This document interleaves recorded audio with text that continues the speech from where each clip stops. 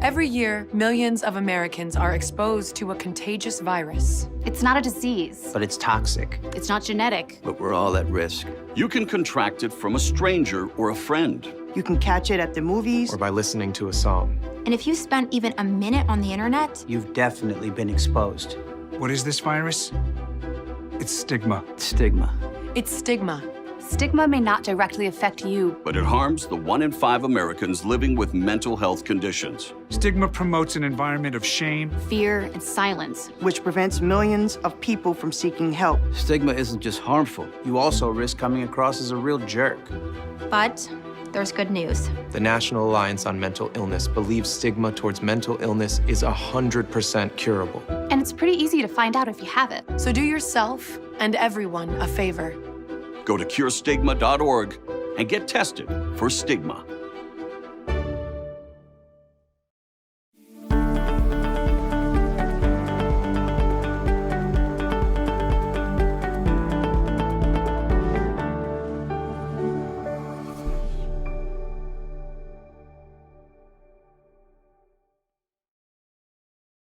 Welcome to My Healthy Mind. I'm Michael Hunter, broadcasting once again from my own home, wondering, as we all are, how long we will need to continue to shelter and safe distance during this emergency. And while we understand the necessity of doing this for our physical well-being, the toll it may be taking on our mental well-being is not yet clear. In this, our fourth Silver Linings episode, you'll hear from people who've appeared in the past on My Healthy Mind, talking about their own mental health struggles and how through perseverance, will, and hard work, they've ultimately managed to triumph.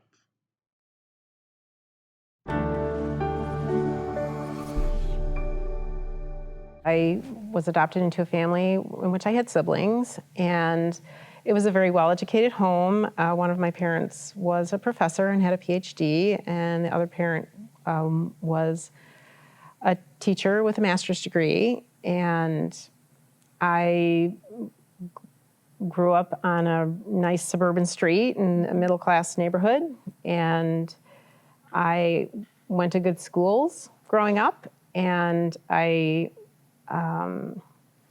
as far as I knew, there were certain things that had happened in my childhood that I was aware of, but definitely not the whole totality of what really was going on. But as a teenager, I did start developing anorexia and bulimia, which I had for years and years. Well, I had abuse that I remembered with one particular person, and that was something I was conscious of, and I thought that was the extent of what had happened to me, and that was traumatizing in itself for me, and it took me a while to go through working that out. And I had seen a therapist in my mid-20s and worked on that for a while, but it wasn't until probably about 8.5 years ago that I really was starting to get the full brunt of the information about what was really done to me. DID actually is a very ingenious coping mechanism. It is a defense response to help you be unaware of what's happening to you, because your brain as a child, there is no way you are going to be able to sustain handling the degree of what is being done to you and then function in your everyday life. I was starting to have flashbacks of abuse that I did not remember, which was much more violent than what I had remembered consciously growing up. And so I went and started therapy, and pretty much within a few sessions, things started occurring. When you have DID or you're being diagnosed with DID, is absorbing that you have it, because it's not even that the personalities are there, it's the reason why they're there. DID really does exist, and the reason why people have so much trouble with it is because it's so hard to believe the level of trauma and abuse that was done to a person as a child. The issue then becomes, what do you do? Because people don't know what to do. People that have DID hide it, and so I really believe that it's very underreported. What it feels like to have DID, for me, is you feel like a completely different person has stepped in front of you, and you feel then how that person feels. So if they are a small child that is 5 years old, you feel like you are 5 years old. I could see distinctly what they look like, and they did not look like me. They looked like a completely different person. It's an odd sensation, I would say, because you can have more than one person out at the same time. And that's normal because I had to have more people out while a trauma was going on, because what happens when you have DID is you have people that are coming out to take over for you, and the impact of what's coming at you is so intense. The more people that you have handling it, it fans out the impact. And I knew what was coming and what they were going to reveal to me it was not going to be good. And I really didn't want to know what they were going to show me, because I knew what they were going to reveal was going to be horrific. You know, I had challenges believing it because I didn't remember it. And my people, I refer to them as my people, not as alters. I think that alter, for me at least, is very impersonal. I think at the time that it was coming out, I knew that there was something going on. Like I said, I was having flashbacks. I could feel some changes in my body. Your body generally, it stores what has happened to you. And a lot of times that's how I would know that a new memory was coming out, was because I started having body symptoms first. And then I knew a new memory was starting to surface. I was aware of some sexual abuse that had happened to me, and I know that I was not to talk about it. And everything in that family definitely was about looking appropriate and pretending. But the secrets that you hold are devastating and isolating, because you can never share anything that has happened with you. So therefore, you can never receive comfort, and you are completely alone. It doesn't occur. You are your comfort system. The treatment that I had for DID is having the memories come out and then talking. A lot of it is talking, because my personalities were there to take over for me when I could not be present because what was happening was too traumatic. And they never had anyone validate their experience. And so for DID, it's so important that their people get to talk about what happened to them and have people actively be present and listening, because you so badly need someone to hear your story of what happened, and that is key. It's your will to survive. And I would say people with DID have a very high level of wanting to be here. And that's why one of the reasons why they have DID, because they want to be here. And it was a relief in a way, because now all of the feelings that I had, I wasn't having them for no reason. They weren't random. They all made sense. And the level of lack of self-esteem that I had, and how I hated myself, and I thought I was making something out of nothing. My life now makes complete sense, and that's a total relief.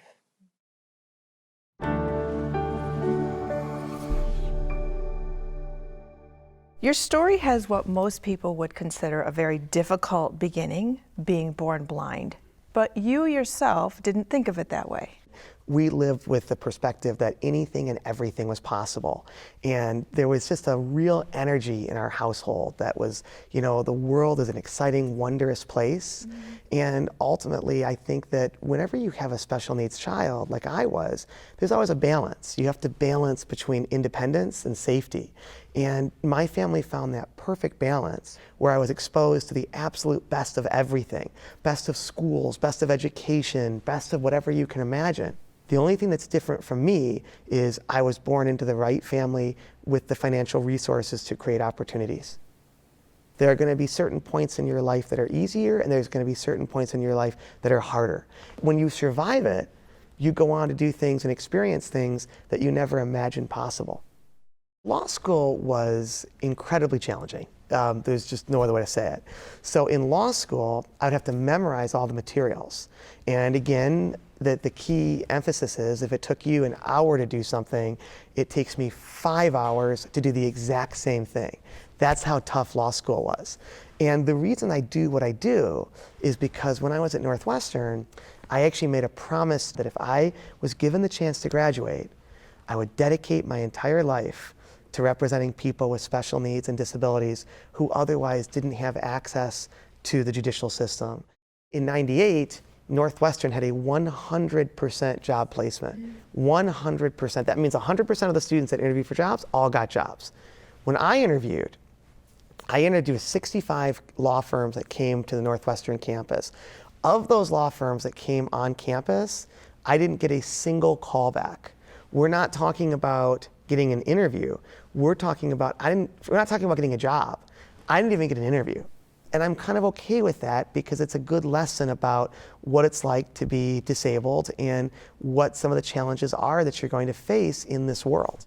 In my situation, people say, well, do you use Braille, in order to process the information? And the answer is no. You cannot use Braille when you're blind and you're a Supreme Court justice because the material is too voluminous. So then people say, well, do you use a computer? And the answer is no, you cannot use a computer because if you're using a computer, you're not able to communicate with your colleagues. So do you know how I do it? How? I memorize all the cases. How? I learn them all. I basically spend 12, 15 hours a day working with my clerks, and we internalize all the materials and we internalize all the cases. I think sometimes people that have a little bit more struggle and hardship in their life, you just kind of have a certain resilient nature that kind of allows you to kind of keep pushing forward. So I said to myself, I have to find a purpose to this. This can't just be a tragedy. This can't just be some sad thing. There has to be a purpose. There has to be a reason for this. And I have to find it. Tell you unequivocally, through pain and setback and struggle that we develop empathy. And it's through empathy that we're able to connect. And it's through connection that we realize the most powerful thing of all, which is that yes, our bodies are mortal and our bodies are infirmed, but it is our spirits and it is our souls that truly have no limitations.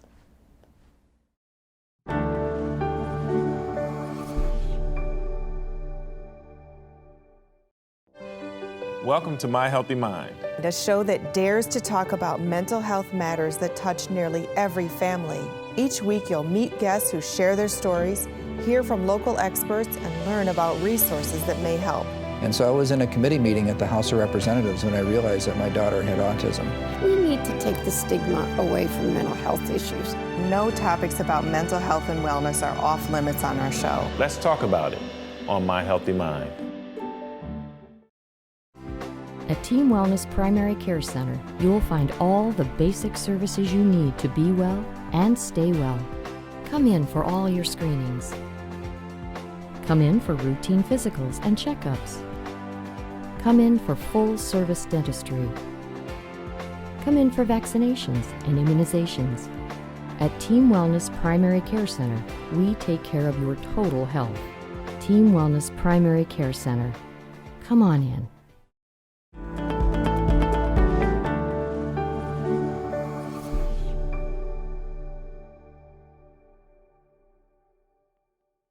My grandfather suffered from deep depression, highs and lows. I suspect that he suffered from bipolar disorder.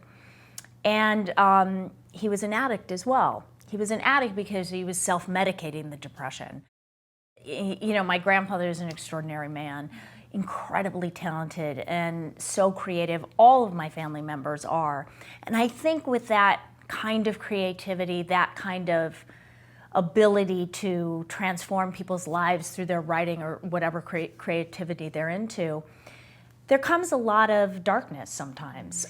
So that runs in my family. His father committed suicide. My grandmother's father committed suicide. I think his father's father committed suicide. So there was a lot of mental illness in the family. And so, you know, that's a hard legacy to kind of overcome. At the same time, I embrace what's great about it. Even though it's a famous family, I think we all have a little bit of that stuff in our family, whether it's addiction, whether it's, you know, whatever it is, whether there's some sort of mental disorder, and it doesn't make us bad. I think talking about it and revealing it to other people makes it good. It makes it okay, and it makes us safe, and it makes us better, because then we can find solutions. Mental illnesses really feel for people like they have something to do with how we parented, how we are, how we don't communicate, something. It's somehow our fault. So my mother was like, oh my God, we don't want to shine a light on us because that will look like we're not doing a good job. So it was a family of secrets. When my sister Margot took her life, my father, initially the coroner had said it was a possible overdose, accidental overdose. And then it was announced that it was suicide, and my father just denied it. And I think for my father, it's a different issue. I think for my father, his father had taken his life. My grandfather's father had taken his life. There were many people who had taken their lives, and my father, I think, just couldn't handle the idea that his father left him and his daughter left him. But talking about your, you know, like your internal struggles, or how you really feel about something, how you really felt about your sister, or what these different things, or how scared you were as a child, it's very different than, you know, putting on a costume and playing a role. The funny thing is, it really began this career of really speaking out about mental health. I talk a lot about lifestyle and mindful living, which is conscious living. It's living with awareness. It's doing what you're doing when you're doing it. So if you do wake up a little bit early and you take time to be in stillness and you just go, you know what? I'm grateful for this day. I'm grateful for the people in my life. I'm grateful for myself. We don't take time to actually thank ourselves. And then throughout the day, reminding yourself that, hey, we're all on this journey together, and let's just take a deep breath and allow it to be okay that we struggle, we go up, we go down, we're happy, we're sad. That's what mindful living is for me. There's nothing I can't talk about. There's nothing that's off limits, because we all share in the same thing, and it's called humanity, and we all struggle. And it's just about going, hey, it's okay. You're not alone. Our history is only stories that we have based our, you know, our present and our future on because of how we were brought up or what have you. But we can make different choices if we really understand the story. So it is my passion to give people permission to say, hey, this is who I am. I'm scared, I'm this, I'm that, I came from this. I'm in denial, whatever it is, it doesn't matter. It's all okay. You're loved, you're seen, and you can make it, you can find a solution. My story's not that extraordinary, but the fact that I can tell it, and I'm a celebrity, and I have a name, and all that baloney that people sort of like think is important, and it is important to a certain degree, because it makes me them. It makes me a part of everybody's life. You know, I think that we all come from families. Nobody's perfect. You know, we all struggle. And the more we can talk about it, the less stigma there is. All I can say is that I do enjoy this ability to share a story, to share an open heart, and give other people permission to share theirs.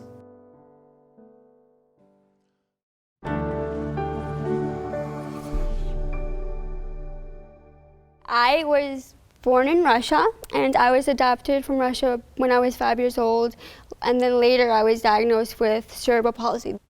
Cerebral palsy is a neuromuscular disorder which causes a variety of different symptoms, and like autism, it ranges. So you have people with mild CP, and then you have people with very chronic CP.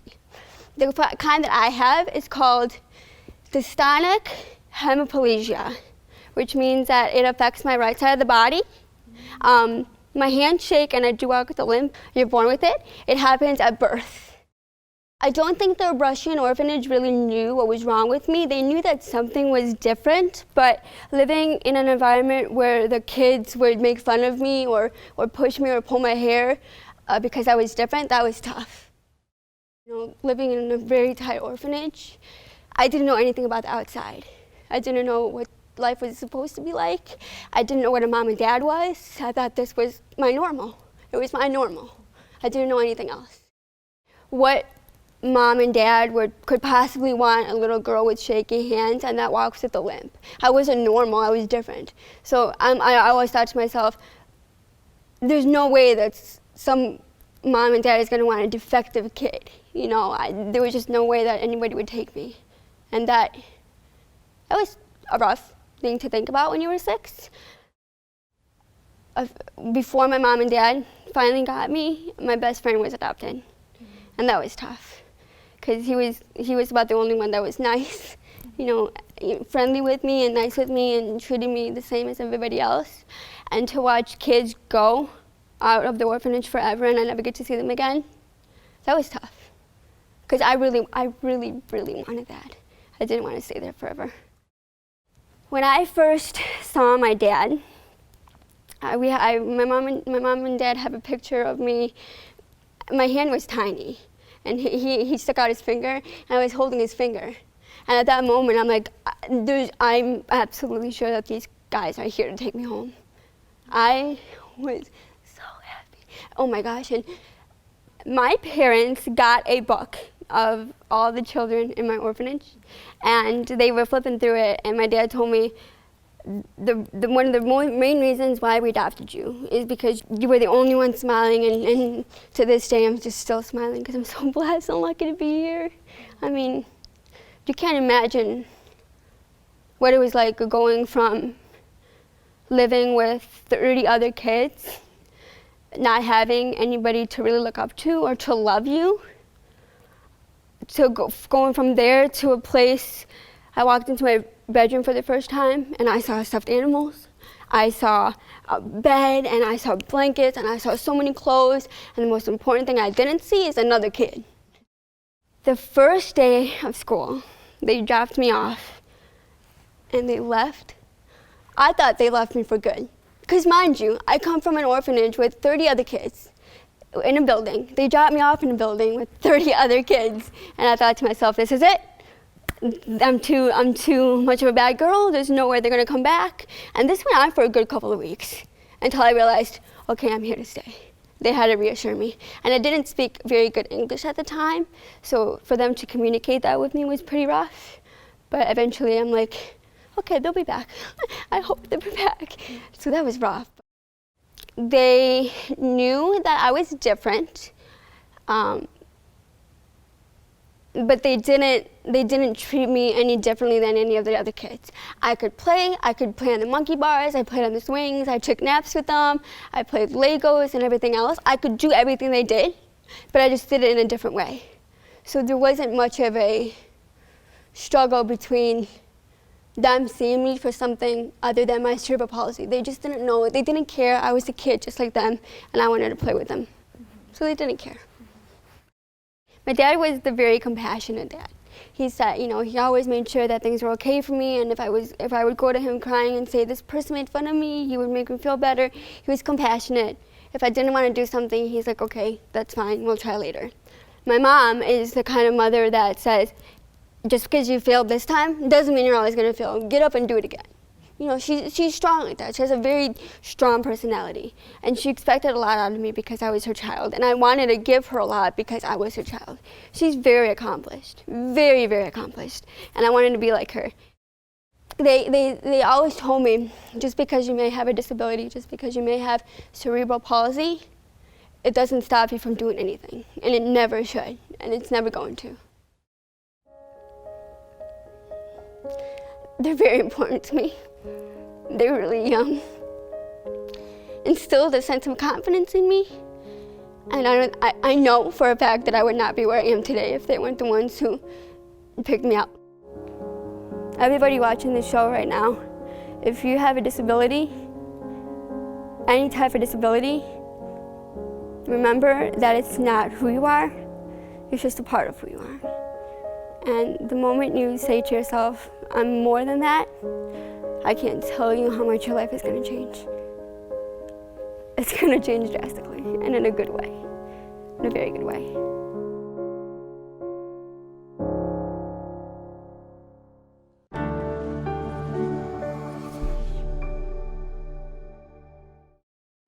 Stress, depression, and severe mental illness can happen to anyone. Team Wellness Center has been helping those struggling with these conditions in southeastern Michigan. They get a chance to know that somebody's on their team. We think nobody else feels the pain that we feel. We feel like I'm the only one. But that is so untrue. Within 24 hours of reaching out to our team, members receive psychiatric evaluations and begin the necessary treatment for recovery. Working through my problems and seeing that I'm not the only one that has to cope has really brought me to a place where now it's okay to talk about it. Because if you keep stuff to yourself, you can't overcome. We all need one another. Team Wellness Center. You are not alone.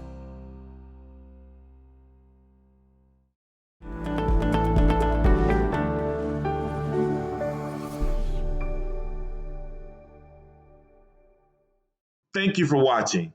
We hope that these stories have not only uplifted you, but given you some perspective as together we make our way through these very trying and unprecedented times battling the coronavirus.